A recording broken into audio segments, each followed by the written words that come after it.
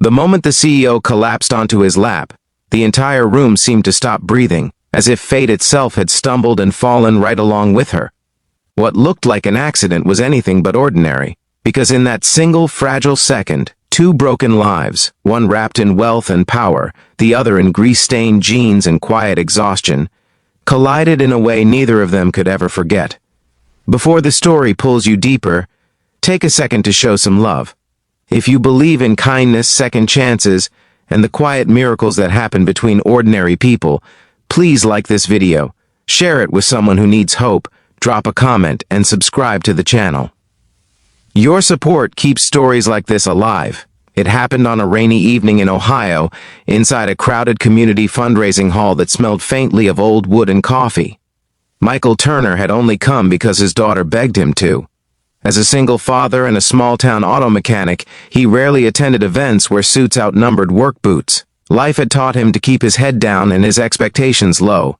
Ever since his wife passed away 3 years earlier, the world felt heavier, quieter, and unforgiving. Every morning began before sunrise. Every night ended with him collapsing into bed, hands aching, heart tired, soul numb. He loved his daughter fiercely, but grief had made him careful with hope. Across the room was someone from a completely different universe. Rachel Whitmore, CEO of a rapidly growing logistics company, moved through the crowd with practiced grace. She wore confidence like armor, but beneath it lived a woman running on empty. Success had cost her more than it gave back. Years of boardrooms, hostile takeovers, and endless flights had left her emotionally stranded. She had money, influence, and respect, yet she hadn't felt truly seen in a long time. The fundraiser was another obligation, another checkbox on a never-ending list of responsibilities meant to polish her public image. The rain outside grew louder, pounding the windows like restless memories. As Rachel made her way toward the stage, a sudden slick spot on the floor changed everything. Her heel slid forward, balance vanished, and gravity did the rest. In a blink, she fell, not onto the cold floor, but onto Michael's lap as he sat in a folding chair near the aisle. Gasps rippled through the room, cameras turned, and embarrassment threatened to swallow them both. Michael froze.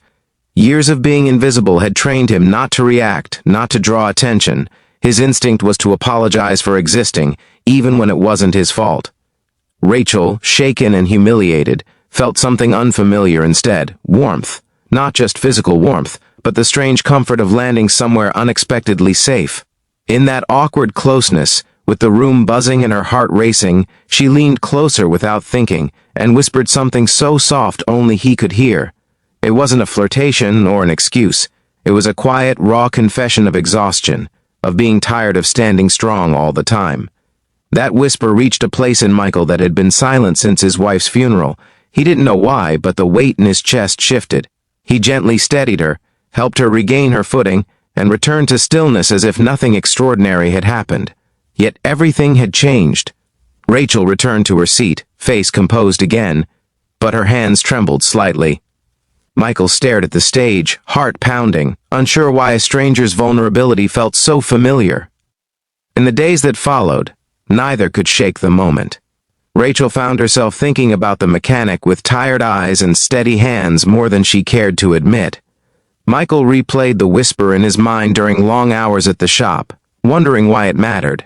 Life continued as usual, bills, deadlines, oil changes, school pickups, but something unseen had been set in motion. A week later, Rachel's car broke down outside town.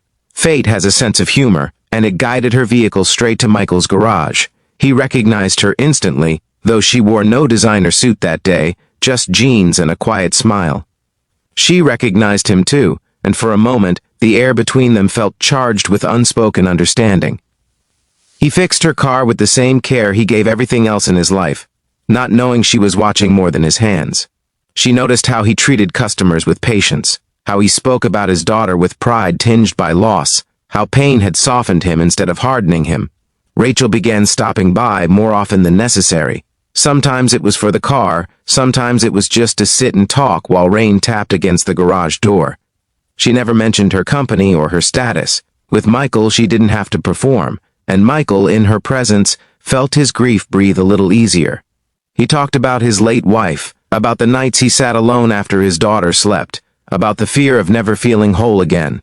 Rachel listened, truly listened, and in doing so confronted her own loneliness, the empty penthouse, the silence after applause faded, the absence of anyone who cared for her without needing something in return.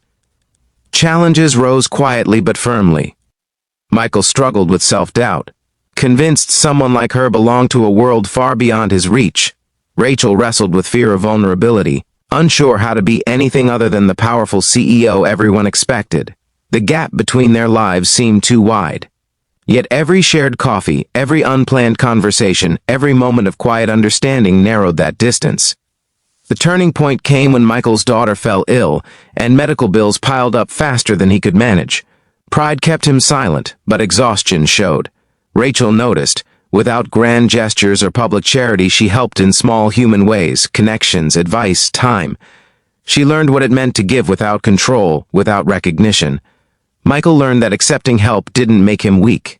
As months passed, healing happened slowly, imperfectly. Rachel learned to step down from her pedestal, to sit on the floor and feel. Michael learned that loving again didn't erase the past, it honored it. They didn't save each other in dramatic fashion. They simply showed up, again and again, until the wounds felt lighter. Just before the ending, take a moment and comment below, what do you think heals a person more, being strong alone or being vulnerable with someone who understands? Near the end of that year, they attended another community event together, not as strangers but as two people who had found unexpected peace. The room buzzed, rain whispered outside, and for a fleeting second, Michael remembered the moment everything began. Rachel leaned her head lightly against his shoulder. No cameras, no crowd reactions, just quiet presence. That first whisper had healed something deep in both of them, not because it promised love, but because it acknowledged pain. If this story touched your heart, if it reminded you that healing often arrives in the most unexpected moments, please like, comment, and share this video. Your engagement tells us these stories matter, and maybe, somewhere out there, it gives someone the courage to believe in hope again.